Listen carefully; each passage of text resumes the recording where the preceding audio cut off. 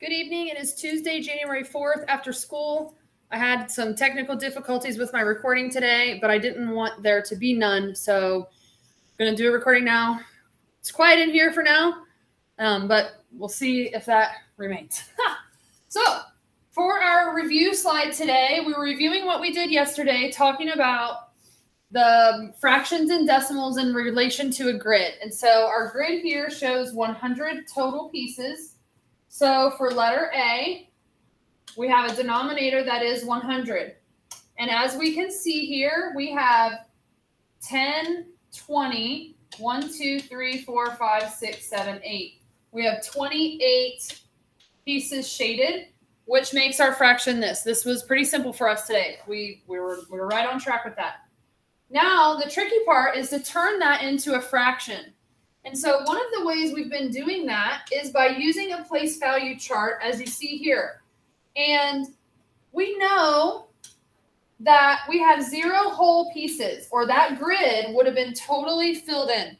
But we have 0 whole pieces. And our fraction was 28 hundredths. And so if we were to go back and look, we would see that we have 2 tenths. We have 2 sections of 10 here. And then we have these 8 little ones remaining, which are hundredths. And so with that, we go back to our place value chart, and we had 2 tenths and 8 little hundredths remaining. And so our decimal is 0.28. That is our answer for letter B. And so our review slide today was pretty good. Most students understood what they were doing today. I just had a couple that weren't sure about this decimal business, and I wanted to take this time to remind them to use a place value chart if they have one or if they are able. And so let's go ahead and start this lesson for today. Today in our lesson, we're talking about equivalent decimals. And so as we did that, let's think about equivalent decimals, shall we? Yes, we shall. So I asked the students, true or false? Decide whether each statement is true or false and be prepared to explain. 50 hundredths is equal to 5 tenths. Is this true? The answer is yes, this is true. Because if I do 10 times 10, that equals 100. 5 times 10 equals 50. These two things are the same. They are equivalent, meaning that these two things are equivalent. This is something we talked about before Christmas break. We talked about it in depth yesterday, video 2, intro to decimals. If you missed that, go back and check it out. All right. Next, true or false? 20 tenths is equal to 20 100ths. Today in class, a lot of students noticed that these two things are the same, but the pieces they're cut into are not.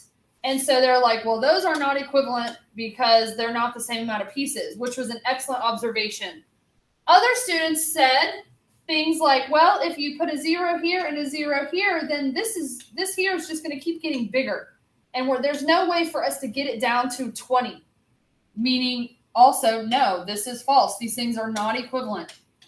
And then, again, I had students that are saying, well, this is 2. 20 tenths, that's 2 whole things. And this is not even half. And so watching them compare this to the whole and compare this to the half was very rewarding as a teacher, I will say, because they did a really great job with that. And so they are correct. These two things are not equivalent. Next, 2 equals 1 plus 90 hundredths. When we talked about this today, we took this and we looked at it and we was like, well, this 1 would be 100 100ths because this here is already cut into 100. And so 100 100ths plus 90 100ths, that's going to give us 190 100ths. And in order to have 2, I need 200 100ths, and those things are not equivalent. And so for that reason, the third one, your students decided was false, which was true. Or you, if you are the student, decided was false, which was true. And then finally, we had a really fun time with this one in my second block today. I really enjoyed the thought process we had going on there. 3 1/10 equals 31 tenths. I had a student who said, that's a trick. What they want you to do is just put that on there right there and think that it's 31 tenths. And that's not true, because they're trying to trick you. And I thought to myself, that's so beautiful, because students know, you guys know that I'm trying to train you to see the tricks. This just happens to be a trick that looks like a trick.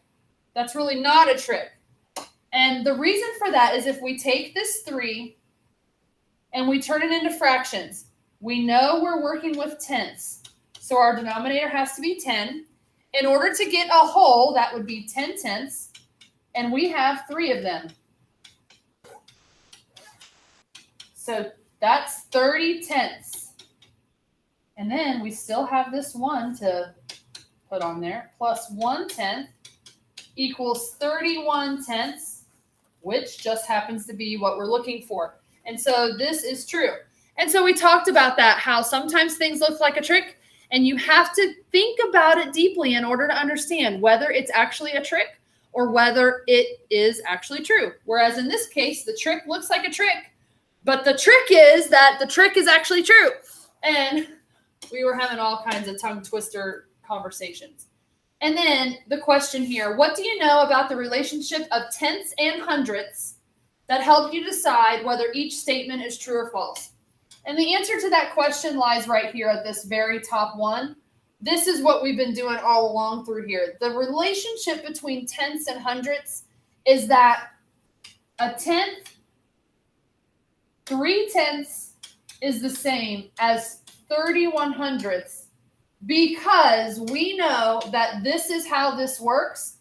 And so because of that, we can just put zeros on the end here. And that's how we know that 3 tenths and 30 hundredths are equivalent. That's what helps us understand whether these things are true or false. And so that took us to our next slide, our next activity. Decide whether, lots of true or false going on here today. Decide whether each statement is true or false. For each statement that is false, replace one of the numbers to make it true. Whoopsie. That happens sometimes. Replace one of the numbers to make it true. Understanding that the numbers on the 2 sides of the equal sign should not be identical. And we talked about this. This and this. Those are the same thing. You're not going to put that as an equal, like, that's like saying 2 is equal to 2. Yes, thank you. Yeah, obviously, right? And so we talked about that. That's the reason why we have this little disclaimer that the numbers on the 2 sides of the equal sign should not be identical. And so, again, I put a place value chart on this slide for these students because I want them to use that if they think it will help. So 5100, we could also use a hundreds chart. Later on in this lesson, we're going to show how we can use a number line. And we can use fractions because we understand fractions. But in order for us to understand how the fractions work, we have to know how to place the decimal on the place value chart. We have to know how to say the decimal. So we have to know what this means. This is not 50. We have to understand that. So we have to put this on the place value chart and see that it's 50 hundredths, which looks like this. 50 hundredths, which means that this is correct. And then we're going to go a little further and see that we're going to take these 2 decimals, and we're going to, if we don't know how to read them yet, we're going to say them out loud. 5 hundredths, because we're going to put them on the chart. 5 hundredths and 5 tenths. And so when we put them on the chart, that's when we're able to see that these 2 things are a match, where decimals are lined up in the right place.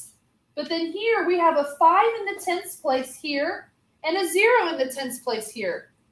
And then a 5 in the hundredths place here and nothing, which is the same as 0, in the hundredths place here. What that means is that these things are not equivalent. These things have a different value.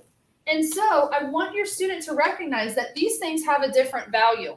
And once we determine that these things have a different value, now is when we're going to replace one of the numbers to make it true.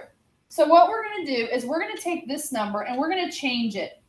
We're going to change it. We're going to move these digits around a little bit. So we're going to take the 0 and leave it like that because there are no holes. That has to be the same. Remember, we're trying to make these equivalent. And then we're going to take this 5 and put it in the tenths place. And we're going to take this 0 and put it in the hundredths place. And so then we have 0.5 and then 0.50. This decimal is equivalent to 5/10. This decimal is equivalent to 50/100ths, which goes back to the question that we had earlier about tell how you know how tenths and hundredths help you decide whether a decimal is equivalent. Because we know that this goes here and this goes here, and those two are the same thing. And so that's how this becomes an equivalent fraction, okay? This is way faster than what we did in class today. And so this is definitely just a recap. I highly recommend, some pausing, some going back so that you can really solidify this before coming to class tomorrow. All right, so letter C.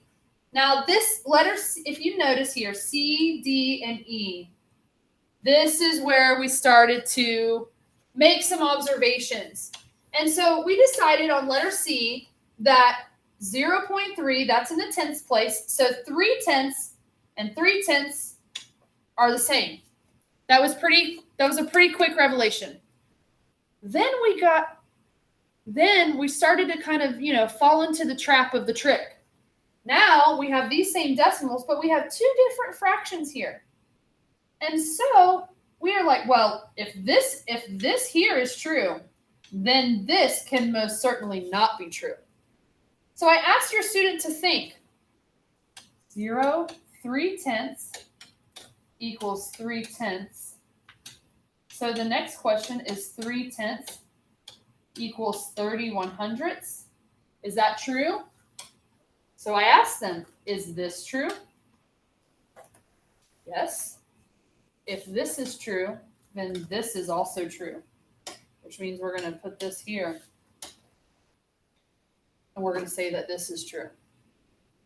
Now, let's take that a step further into our decimals. We have 0.3. Now the question is 0.30. Do we have things in the chart that are in alignment that are equivalent? Zeros, threes, and zeros or nothing again? Yes. So now we have another equivalent fraction. It goes really easy when I'm just in here by myself. But we struggled with that concept of C, D, and E in every class today. So I would encourage you to maybe just change all those threes to a 6 and give it to your student and ask them to explain it to you. Or, if you're a student, am I allowed to do that? Can I change all those 3s to 6s and is it still the same answer? That'd be a good way to practice to study these things. All right, letter F. Letter F. 1 1/10 or 1 10/100ths. Again, using a place value chart. I love the use of a place value chart. Students are permitted they will be given a place value chart to use on their air test. I will be giving them place value charts, that same air test place value chart actually, to use in class often. And so let's use this place value chart to our advantage.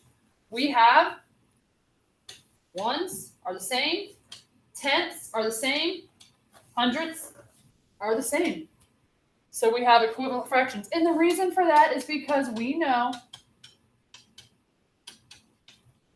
that these things are equivalent. 1 1/10, 1 10/100ths. Your student's going to be really good at relating their decimals to fractions because we're so good at fractions. We've worked on them so much. And so relating these things back to a fraction is always going to be very helpful. And then we got to G and H, and that's when things started to really kind of click, because we were used to using the place value chart. And so 3 and 6/100ths, 3 and 60/100ths, that's obviously different. 3 and 6/100ths, 3 and 60/100ths are one's place are the same, but then that's when we notice that these things are not.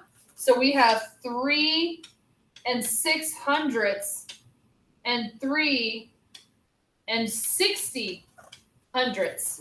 And those things are not equivalent. Those things are not the same.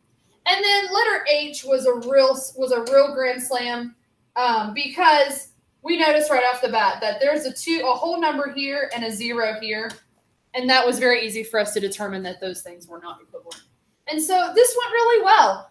Placing our decimals into the place value chart, relating them back to fractions, thinking about the grid, the hundreds grid, and how these things, which we didn't talk about that very much, but sometimes when you're a visual learner, that helps.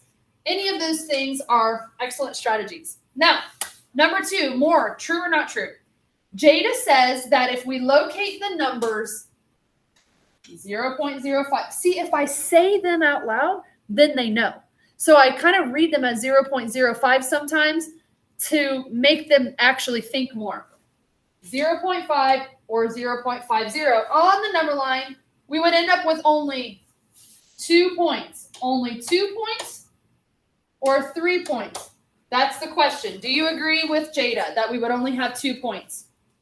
And so this is kind of our first really strong introduction to putting decimals on a number line. The cool thing is right now on their daily review slide, their practice cactus poster has this number line, decimals on a number line in it, so they can practice that often. So let's go ahead and plot these. Let's plot 0. Let me put these on a color. Let's plot 0.5 first. 0.05, sorry. 0.05 is the same as 5/100ths, because when we put it on a place value chart, I'm sounding like a broken record. That's going to go down here somewhere. Whoopsie. And it's probably actually going to go a lot closer than that. Probably going to go right here. 0.05. Now, 0.5. Okay. 1, 2, 3, 4. Is going to go right here because it's 5/10ths. There are 10 sections. 1, 2, 3, 4, 5, 6, 7, 8, 9, 10. There are 10 sections, and this is the 5th one. So that's 5/10ths. And then 0.5, if we did 10, 20, 30, 40, 50, 60, 70, 80, 90, 100, that would be 50/100ths. That would be 0.50. And so this shows us that we do agree with Jada that locating these numbers on a number line, we would end up with only 2 points. And we talked about that in depth in class. Again, this is just a review of what we talked about in class today. Share your response. Yes, we did that. Today we looked at different ways to represent the decimals that are equivalent. We used square grids, number lines, and fractions, and the place value chart to show that 2's decimals. Let's look at these things. This is comparing 3/10ths and 30/100ths. And if you want to pause here or take a screenshot and read over this, these are the 3 things that we talked about. This is kind of where we are heading in the future, the next couple days. We are going to do 3. We're going to be putting these things on number lines. And so this really helps knowing that this is 10/10ths and 100/100ths. And then 10, 20, 30, 40, 50, 60, 70, 80, 90, 100. Or simply 1, 2, 3, 4, 5, 6, 7, 8, 9, 10. And plotting these things there. And then all of this goes back to this very good fractional foundation that we have going here, which is right here. This is where your student will probably want to land, is right here, because we are so familiar with this and we understand this concept so well. They will probably want to land there, and that's great. That is really great. And so that's what we worked on in class today. Tomorrow's review slide is going to look like this. They're going to, and The only difference is that I'm going to tell them that there are 2 possible choices. And so they're going to select 2 statements that are true and then decide which one of these numbers is equivalent to 9/10. And that will show me how we did on today's lesson and whether we're ready to move forward. And so this concludes our recap of video 2, equivalent decimals. Thank you all for watching and have a great evening.